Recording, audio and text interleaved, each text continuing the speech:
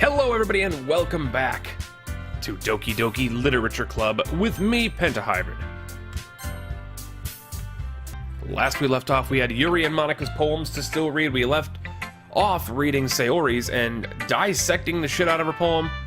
I went back, so one of you were lovely enough to leave your comment with the first poem in it. So I went back and read that, and gotta be honest, not as deep as Bottles, but still there was a little bit to pick up on there. So we're gonna save Yuri for last. We're gonna go into Monika. Go into Monika. Giggity. Hi again, Penta. I'm gonna take a drink real quick. My throat's real dry. I talk for way too long, guys. Especially this game, man. This game dries me out so much because it's all talking. There's nothing else. How's the writing going? Alright, I guess. I'll take that. As long as it's not going to be bad. Or as long as it's not going bad. I'm happy that you're applying yourself. Maybe soon you'll come up with a masterpiece. I wouldn't count on that. You never know. Want to share what you wrote for today? Sure. Here you go. I give my poem to Monika. Alright. This one's good. It feels like you're not only getting more comfortable with your style, but the imagery is better than the last one I read. Just wondering, but have you been finding inspiration in Yuri's writing style? Oh, yeah, I have. I guess so. You can't deny she's talented. Yeah, totally. I think her poems are the most romantic. That's the best way I describe it. She's like a totally different person when she picks up a pen. I noticed that too. Or when she's talking about literature, it's like a light turns on inside her. Sadly, it's hard to get much personal conversation out of her. Trust me, I've tried. Who knows what goes inside that head of hers? I hope you don't mean that in a bad way. No, of course not. I just meant that if she wished she didn't keep so much to herself. But still, defending her like that. Hold on, I gotta open the files. You guys keep telling me you gotta keep the files open, Penta. Steam apps. Doki Doki. Open it, put it in the thing.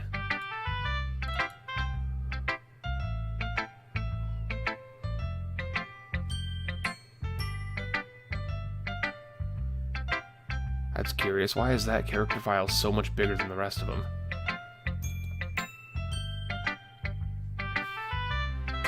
I don't know, but I'm gonna keep it open for now.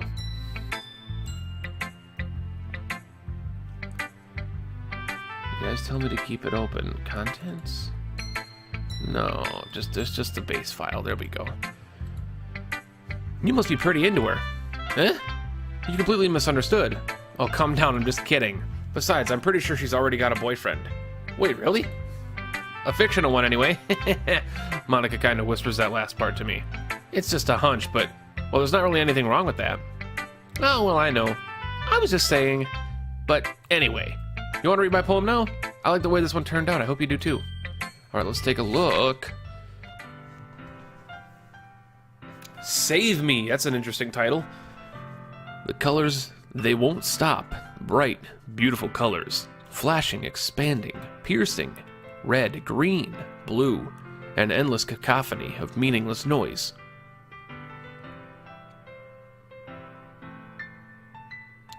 So she's afraid of positivity, maybe? The noise, it won't stop. Violent, grating waveforms. Squeaking, screeching, piercing. Sine, cosine, tangent. Like playing a chalkboard on a turntable. Like playing a vinyl on a pizza crust. An endless poem of meaningless.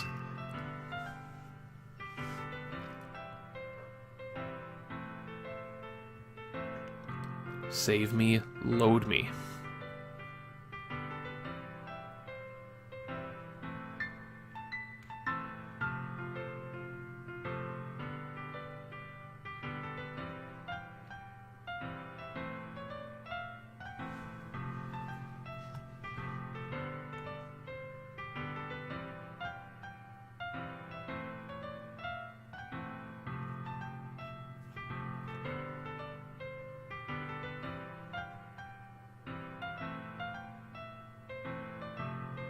What?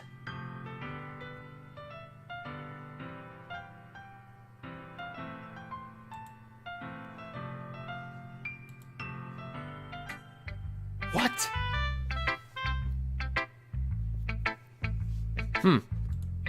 It's even more abstract than your last one, huh? I guess it's just the way I write. I'm sorry if you don't like it. No, I never said that. It's just kind of a thing I've never really seen before, I guess. I kind of like playing with my space on the paper. I noticed, goddammit. It's really interesting space on the paper. My head itched for some reason. The back right behind my ear, like a dog. Choosing where and how I space your words can totally change the mood of the poem. It's almost like magic. The way I wrote those lines really short made it feel like they're trying to speak over the noise. I see. It's hard for me to tell what it's about, though. Sometimes asking what a poem about isn't the right question. A poem can be abstract as abstract as a physical expression of feeling, or a conversation with the reader. So putting that in a way, not every poem is about something. Anyway, here's Monika's tip of the day. Sometimes you'll find yourself facing a difficult decision. When that happens, don't forget to save your...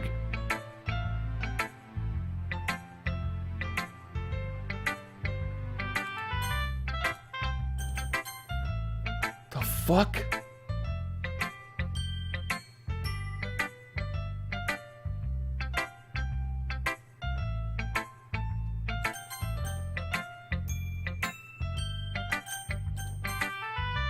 The fuck?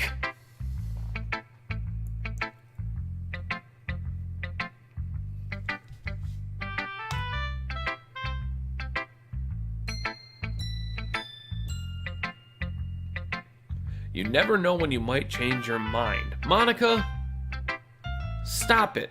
Stop whatever you're doing, stop it. 100% stop what you're doing. Or when something unexpected may happen. What the fuck is gonna happen, Monika? Explain yourself, madam. What is gonna happen? Wait, is this even about writing? No. It's about let's playing. What are you doing? Enough! What am I even talking about? That's my advice for today. Thanks for listening. Dude! What?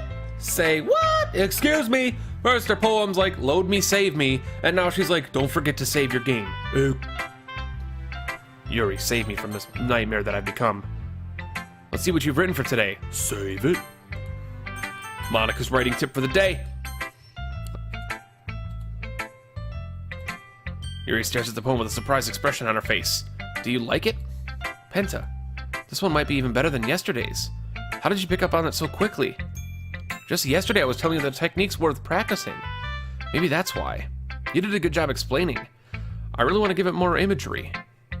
Yuri visibly swallows. Giggity. Even her hands appear sweaty. Giggity! I'm not used to this. Giggity? Used to what? I don't know. It's fine, take your time. Yuri breathes and collects her thoughts.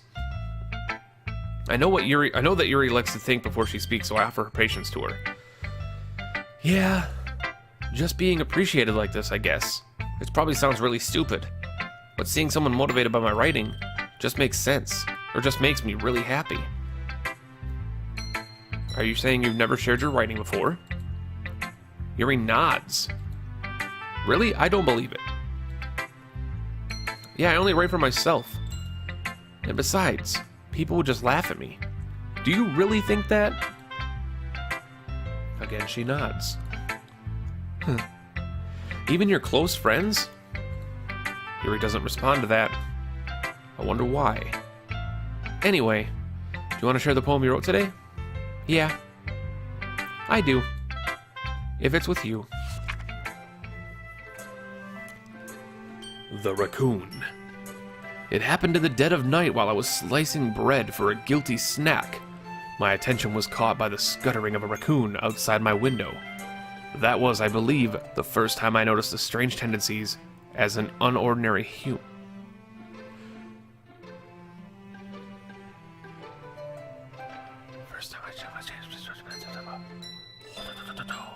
You, the first time strange tendencies as an unordinary human? Yuri, are you the raccoon? I gave the raccoon a piece of bread. My subconscious, well aware of the consequences, well aware that a raccoon that is fed will always come back for more. The enticing beauty of my cutting knife was the symptom. The bread, my hungry curiosity. The raccoon, an urge. The enticing beauty of my cutting knife. Do you put the knife down, lady? Put the knife down. The moon increments its phase and reflects that much more light off my cutting knife. Put the knife down!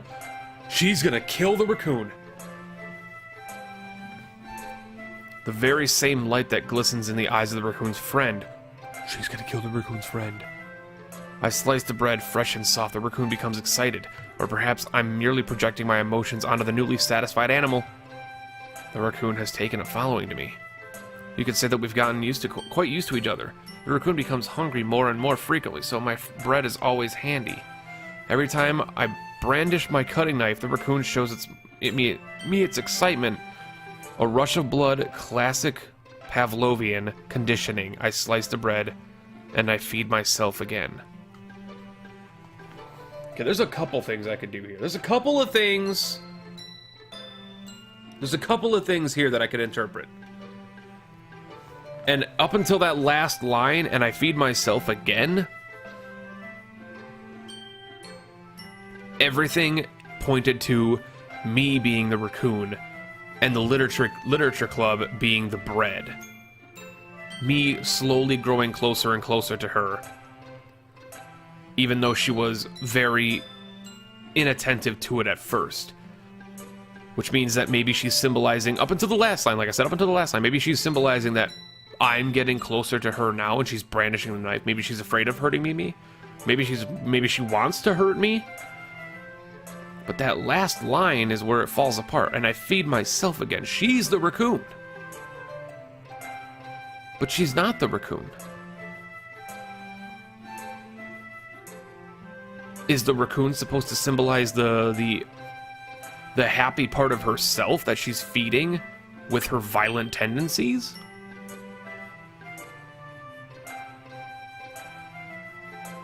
Or maybe it's her burying her violent tendencies in the happy part of herself. Interesting. It happened in the dead of night while I was slicing bread for a guilty snack. So she's guilty about eating the bread. My attention was caught by the scuttering of a raccoon outside my window. That was, I believe, the first time I noticed my strange tendencies in an unordinary human being. So in a moment of guilt-struck behavior,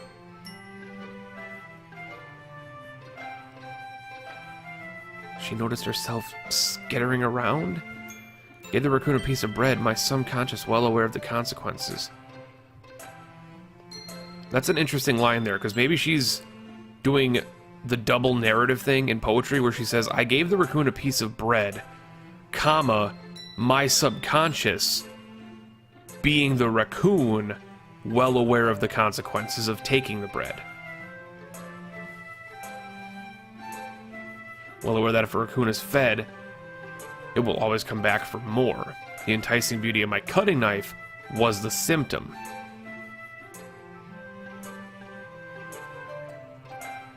The bread, my hungry curiosity. Curiosity to get the raccoon to come back, was it her urge?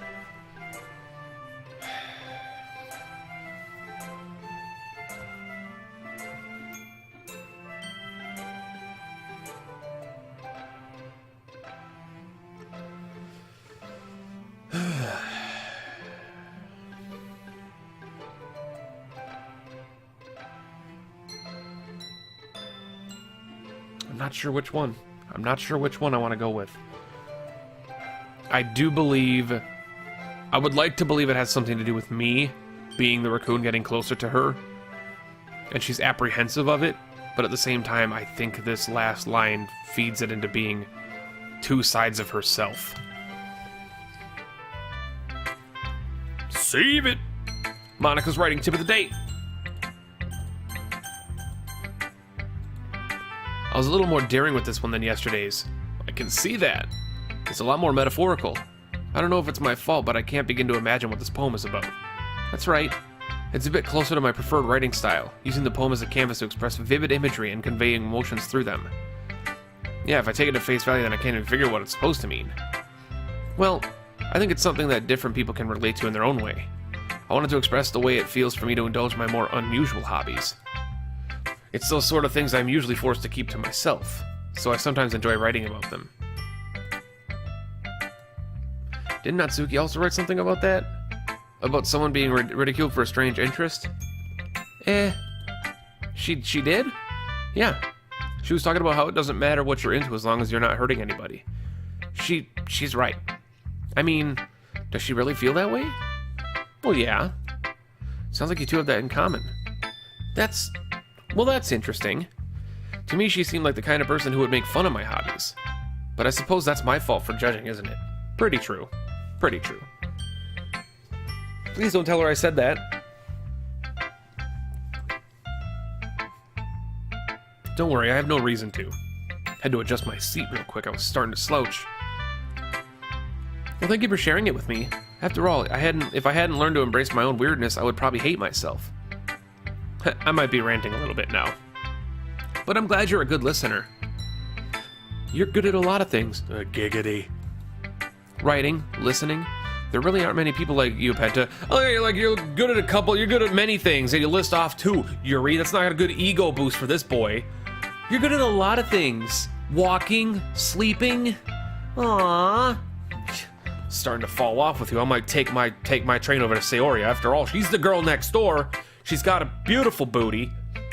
I probably see her in her pajamas every 5 minutes. Just saying here, you gotta work a little harder. You gotta come up with more than 2 examples, lady. I'm good at handing you chocolates to your face. I'm good at holding a book. I'm good at... Shut up. This is how I feel. I never thought I would feel so comfortable sharing my writing, but now I almost feel like I look forward to it. It's just a really nice feeling, and you're to thank for that. It's nothing, really. Yuri smiles sincerely at me. For just a moment, her timidness seems to disappear. Okay, everyone, we're all done reading each other's poems, right? I have something extra planned today, so if everyone could come sit at the front of the room. Is this about the festival? Well, sort of. Do we really have to do something for the festival? It's not like we could just put together something in a few days. We'll end up embarrassing ourselves instead of getting any new members. That's a concern of mine as well. I don't really do well with last-minute preparations. Don't worry so much. We're gonna keep it simple, okay? We won't need much more than a few decorations. Sayori's been working on posters and I've designed some pamphlets we can give out during the festival. Okay, that's great and all, but that doesn't tell us what we're exactly gonna be doing for the event. Sorry, I thought you heard about it already. We're gonna be performing. Performing? Monika. Yeah, we're gonna be having a poetry performance. Each of us are going to choose a poem and recite during the event. But the cool part is, we're also gonna let anyone else come up and recite a poem too. Sayori's putting it on all the posters in case anyone wants to prepare ahead of time. Sayori's been coloring a poster, holds it up for us to see. Are you kidding me, Monika? Look at those hips, Yuri! You better be worried. Gotta treat me like a man. Gotta make me some ramen. Foot rubs. Let me caress your hair as you sleep. Long, flowing, beautiful hair. This one trying to escape. It doesn't like being part of the bundle. Anyway. Also, your wrist appears broken. It's something you gotta get checked out. You didn't already start putting together those posters up, did you? Well, I did. Do you really think it's bad of an idea? Well, no, it's not a bad idea, but I didn't sign up for this, you know? Yeah, true, Monika, don't sign people up for things. There's no way I'm gonna be performing in front of a group of people like that. I agree with Natsuki. I could never in my life do something like that. Imagine it. Yuri shakes her head in fear. Guys? No, Sayori. I understand where they're coming from. Remember that Natsuki and Yuri have never shared their poems with anyone until just a couple days ago. It's a lot to ask for them to recite their poems out loud to a whole room full of people. Do they all have a different eye color? Blue? Green? So I'm sorry. Pink? But you have purple eyes? I still think we should give it our best. We're the only ones responsible for the fate of this club. If we start the event and put on a good performance, then it will inspire others to do the same. And the more people who perform, the better we'll be able to show everyone what literature is all about. Yeah, it's about expressing your feelings. Being intimate with yourself, finding new horizons, and having fun. That's right! And it's those reasons we're all in this club today. Don't you want to share with the others? To inspire them to find the same feelings that brought you here in the first place? I know you do. I know we all do. And if all it takes is standing in front of the room for 2 minutes and reciting a poem, then I know you can do it. Natsuki and Yuri remain silent. Sayori looks worried. I guess that leaves me no choice. I agree! I don't think it's too much to ask. I think Sayori and Monika have been trying really hard to get new members. The least we can do is help them out a little bit. Well, maybe, but... Looks like Natsuki doesn't have any arguments left. Okay, fine. I guess I'll just have to get over with. Alright. Phew. Thanks, Natsuki. What about you, Yuri? Yuri dejectedly glances around where everyone else is expectant faces. I guess I don't really have a choice. That's everyone. I yawn. It was a great yawn. You're the best, Yuri. This club is seriously getting the death of me.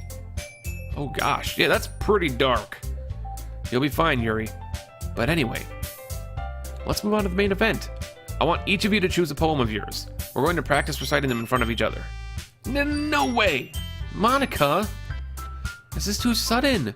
Well, if you can't recite your poem in front of the club, how do you expect to do it in front of strangers? Oh no. Don't worry. I'll start off to help everybody feel a little more comfortable. Can I go next? Of course. Now let's see. Monika flips through her notebook at a specific poem she has in mind for herself. When she stands behind the podium, the title of this poem is The Way of the Fly. Monika begins reciting her poem. Her clear, confident voice fills the room. More than that, her inflection is pristine. She knows exactly how to apply emotion behind each line she recites, bringing the words to life. Is this something she's done before? Or is she simply a natural? She's definitely a natural something. I glance around me. Everyone has their eyes on Monika, including me. Sayori looks amazed. Yuri has an intense expression on her face that I don't understand. Probably constipated. Finally, Monika finishes the recitation. The four of us applaud. Monika takes a breath and smiles. That was so good, Monika! Ah, thank you very much. I was just hoping to set a good example. Are you ready to go next, Sayori? I'll go next. I'm confident you sway. Work it, girl! Yuri's fired up all of a sudden. Yuri clutches a sheet of paper between her hands and stands up. I summon Blue Eyes Magic Dragon! And then everyone dies. And I bang the princess. That's the end of the game, everybody. Thank you, everybody, for watching. It's time for the... Time for us to get... Time for us to go... I'm clicking the wrong buttons. I'm real bad at everything. Click it. This is game over. I banged the princess, rode a dragon. Oh, I was kidding. We're not done yet. We're not done yet. The poem is called... Yuri anxiously glances at each of us. Thought it said grasps each of us. I'd be a fan of that. High five! I did just high five myself. Don't judge me. You can do it, Yuri. It's called After Image of a Crimson Eye. Yuri's voice shakes as she starts reading the poem. Just a moment ago, she practically refused to do this. Why is she suddenly putting in so much effort? She saw him a boner. As Yuri passes the first couple of lines, her voice changes. It's almost like what happens when Yuri gets absorbed into her books. Her quivering words transform into the sharp syllables of a fierce and confident woman. The poem is full of twists and turns in its structure that she enunciates with perfect timing. Like a Dance Dance Revolution battle. This must be a rare glimpse into whirling fire Yuri keeps concealed inside her head. Suddenly she finished. Everyone's stunned. Yuri snaps back to reality. Oops, there goes Rabbit. He's chokes on something. No Mackay Pfeiffer. And glances around her as if she's bewildered even herself. It's up to me to save the situation. Stand up and bow. Grab her butt. Tackle her feet. I don't know. I'm socially awkward. I don't know how to behave in this situation. I'm the first to start applauding. That's probably a better opportunity than what I was explaining. Everyone joins me afterward, and we give Yuri the recognition she deserves. It's not that we didn't want to applaud her, but we were caught off guard that we might have forgotten. As we applaud, Yuri holds the poem to her chest and rushes back to her seat. Yuri, that was really good. Thank you for sharing. Looks like Yuri's down for the count. Okay, I guess I'm next then. Sayori hops out of her chair and cheerfully walks to the podium. This day is really long. This will be a half-hour episode, ladies and gentlemen. This one's called My Meadow. Sorry, I giggled. You're so lame, it's almost cute. Sayori. It's a lot harder than I thought. How did you guys do it so easily? Try not to think of it like you're reciting to other people. Imagine you're reading it to yourself, like in front of a mirror or in your own head. Just imagine everybody in their underwear. I'm already doing it. I'm not even the one reading. It's your poem, so it'll come out the best way. I see. Okay then. Somehow it feels like her soft voice was made as a perfect match. The poem isn't aimlessly cheery like Sayori is. It's serene and bittersweet. If I were to read this on paper, I probably wouldn't think much of it, but hearing it come from Sayori's voice almost gives me a whole new meaning. Maybe this is what Sayori meant when she said she likes my poems. It's like I get to reach more deeply into someone that I thought I knew, though, through and through. Sayori finishes and we applaud. I did it! Good job, Sayori. Even Penta liked it. That's right. I'm not just trying to impress your bosoms. I guess that's a good sign. What does that even mean? It came out nicely, Sayori. The atmosphere of the poem fits you all really nicely. But it might be that other poems wouldn't work quite as well with that kind of delivery. I don't really understand. In other words, I've seen poems of yours where that sort of gentle delivery wouldn't work as well. They might need a little more force behind them, depending on what you're reading. Oh, I know what you mean. Well, I've been practicing that kind of thing. It's just embarrassing to do in front of everyone. Then next time, I'm gonna make you pick a poem that challenges you a bit more. We don't have much time before the festival, you know? Okay. Now who's next? Natsuki! Don't make me go before Penta. It's not like I can compare to you guys anyway.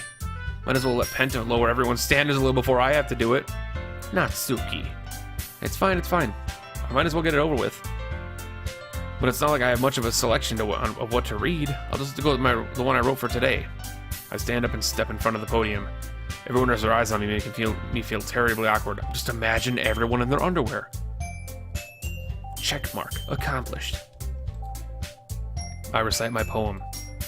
Since I'm not exactly confident in my own writing, it's hard to put energy into it. Despite that, once I finish, I receive applause anyway. Sorry, I'm not really good as everyone else. Don't worry about it so much. I think it's less about your abilities and more about your lack of confidence in your writing. There you go, sharp-tongued bitch. That's something I'll improve over time, though. Yeah, maybe. Alright then. That just leaves you, Natsuki. Yeah, I'm going. Natsuki begrudgingly gets out of her seat and makes her way to the podium. The poem is called... Why are you all looking at me? Because you're presenting. Anyway, the poem's called Jump. And jump. Come on and jump. This is the future of Van Halen, everybody. Natsuki Van Halen. She takes a breath. Once she starts reciting the poem, her sour attitude disappears a little. While she's still a little unenthused, her poem has a rhythm and a rhyme to it. It's Natsuki's trademark style, and it works surprisingly well when spoken aloud. The words feel like they bounce up and down as if giving life to the poem. Natsuki finishes, and everyone applauds. She huffs back to her seat. That wasn't so bad, was it? Easy for you to say. You'd be better not to make me do that again. Ah, well. Do you at least feel prepared enough to recite a poem in front of other people? I mean, doing it in front of other people would be way easier. I can put on whatever face I want for other people. But when it's with my friends, it's just embarrassing. That's a surprise, Natsuki. I think it would be the other way around for me. That's just how it is, so... Well, I guess in that case, you won't have much to worry about for the festival. That said, I want to thank everyone for coming through. It might be hard, giggity, but I hope you all have an idea of what it is like now. Make sure to pick a poem and get to the practice before a festival, okay? I'll be making pamphlets, so let me know ahead of time what you'll be reciting. Jeez, I should probably find some other poems to write instead. That's fine too. Doesn't have to be your own. I'm already pleasantly surprised that you're putting in all this effort for the club. It really makes me happy. Yeah, no problem. Okay, everyone. I think that's about it for today. I know the festival's coming up, but let's not write poems for tomorrow. Say, Monika's writing tip of the day. been working out really nicely so far, so I'd like to continue that. As for the festival, we'll be finishing planning tomorrow, and then we'll have the weekend to prepare. Monday's the big day. I can't wait. I can't do this. I can't do this. All right. I stand up. There's no way I'll be able to find the same enthusiasm as Sayori and Monika, but I'll do my best to get through it. It's for the sake of the club. And impressing Monika. Then I'll have to do my best. Ready to go, Sayori? Yep. Look at you two, always going home together like that. It's kind of adorable, isn't it? Jeez, guys. Don't make it such a big deal out of it. Must be a little nice, though. Well, how am I supposed to respond to that? It's okay, Penta, you don't have to say it. Whatever, let's go already. I walk home with Sayori once more. Even though it's only been a few days, a lot of things have already changed. But today, Sayori's a little quieter than usual on the way home. Hey, Sayori. Sorry, I was spacing out. No wonder. I was thinking about something from earlier. I like how we got to, Sayori fumbles with her words. So let's just say one day Yuri asked to walk home with you. Huh? What would you do? What kind of question is that? You're kind of putting me on the spot here. I'd still walk home with Sayori. She's my best friend. Dude, the booty stays away from home unless we're living together. You're my best friend. That's not a question. That's not a question. Save it. That's not a question. Dude. Friend hose before real hose. That's all I'm saying, Sayori. You're my bro. Alright? You really think I would ditch you for Yuri? Eh? But she's so beautiful and smart. And you're my best friend. You don't choose that. Alright? Listen, lady. Listen, you no-nosed bastard. You're my best friend. Alright? You don't get to choose that. I can stare at Yuzi's breastises all day at school. And if we want to go to a movie at, Tuesday night at 9 p.m. for some ungodly reason, I'll go then. But you're my walk home, because you're my best friend, so you put a fucking smile on your mouth. Jeez, I already see her in the club every day. Amen! Amen! Right? Invisible roommates, right? That's right. They nodded. They're ghosts. They're not actually there. They are, they are there, but they're not there. They're incorporeal. You guys understand, right? Besides, you always seem like you really go home together. I wouldn't just ruin that for you. You're so silly, Penta. You think about me too much sometimes. You're my best friend! Yuri would deserve it if she wanted it, so... Sayori, I've already made up my mind. I really can't figure it out sometimes. Sorry. Besides, what's the point of speculating something that's never gonna happen? The conversation trails off. Ooh. It's kind of weird to think for Sayori to care about so much. But I want to respect her and keep her happy too. Dude, friends are supposed to care about if somebody's interested in you, or if you're interested in somebody. She probably picked up on the time that we were sitting on the floor feeding each other chocolates and holding each other in our careless whisper arms, singing the songs of the good times and of the best times.